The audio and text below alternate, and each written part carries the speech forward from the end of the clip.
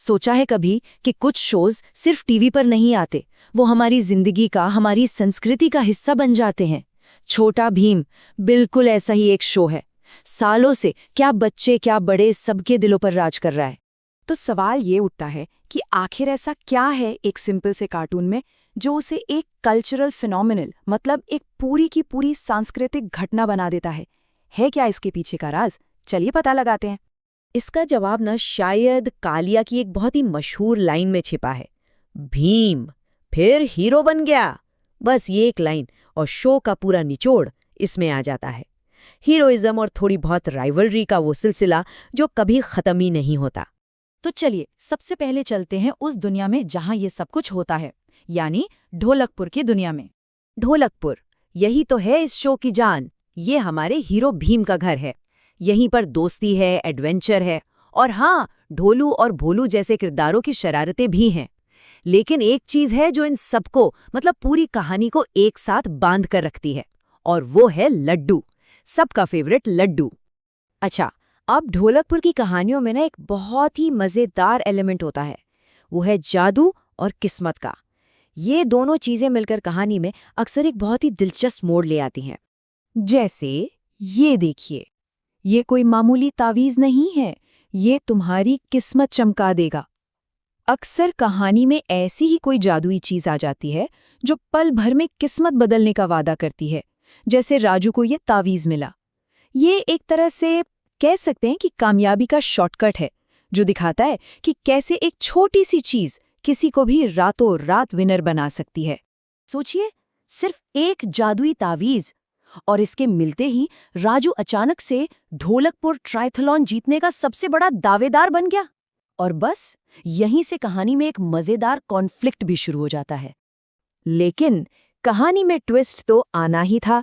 जैसे ही वो तावीज खोता है, किस्मत का खेल भी खत्म।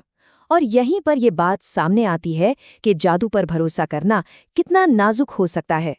और ठीक इसी पल जब सब कुछ गड़बड़ हो जाता है, तब जरूरत पड़ती है एक सच्चे हीरो की।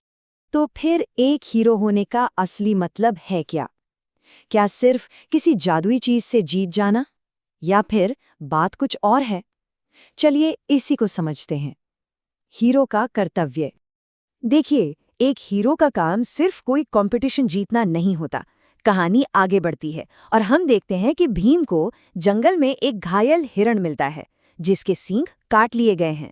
यहाँ पर भीम सिर्फ एक खिलाड़ी नहीं, बल्कि एक रक्षक बन जाता है। वो मासूमों को शिकारियों जैसे असली दुनिया के खतरों से बचाता है। और फिर ये लाइन आती है, इसका मतलब यहाँ जरूर कोई है भीम। ये छोटा सा डायलॉग कहानी में सस्पेंस भर देता है। इससे ये भी पता चलता है कि भीम और उसके दोस्त सिर्फ अपनी ताकत का इस्तेमाल नहीं करते, वो सुरागों को जोड़ते हैं, अपना दिमाग लगाते हैं और फिर विलन तक पहुंचते हैं। ये उनकी इंटेलिजेंस को दिखाता है। अब एक तरफ तो थे असली दुनिया के शिकारी और दूसरी तरफ भीम का सामना होता है एक बिल्कुल ही अलग तरह के विलन से। इसका नाम है मोड्रियान, चौकोर जादूगर। एक ऐसा अजीब जादूगर जो लोगों को चौकोर डब्बों में कैद कर देता है। और क्यों? सिर्फ इसलिए क्योंकि उसे चौकोर, मतलब स्क्वायर चीजों से एक अलग ही तरह का जुनून है। तो यहाँ भीम के सामने दो बिल्कुल अलग अलग तरह की बुराइयां हैं। एक तरफ हैं शिकारी, जो प्रकृति के लिए खतरा हैं, जिनका मकसद है लालच, और इनसे भीम बहादुरी से लड़ता है। दूसरी तरफ है मॉड्रियन, जो असलियत के लिए ही खतरा है, जिसका मकसद बड़ा ही अजीब है, चौकोर चीजों से प्यार। और इससे भीम को अपनी बुद्धिमानी से लड़ना पड़ता है। ये दिखाता है कि भीम कितना वर्सेटाइल हीरो है। और यही सबसे मजेदार बात है। मॉड्रियन जैसे एक ताकतवर जादूगर को हराने के लिए भीम अपनी ताकत का नहीं, बल्कि अपने दिमाग का इस्तेमाल करता है। वो उसके रंगीन डब्बों की पहेली को सुलझाता है। इससे एक बहुत बड़ा मैसेज मिलता है कि असली हीरो की पहचान सिर्फ ताकत से नहीं, बल्कि दिमागी सूझबूझ से भी होती है। अच्छा, तो बड़े बड़े खतरनाक विलेंस तो हैं ही, लेकिन ढोलकपुर में ना हल्के फुल्के झगड़े और शरारतें भी खूब होती हैं। और इन छोटी छोटी शरारतों से अक्सर बड़े सबक सिखाए जाते हैं।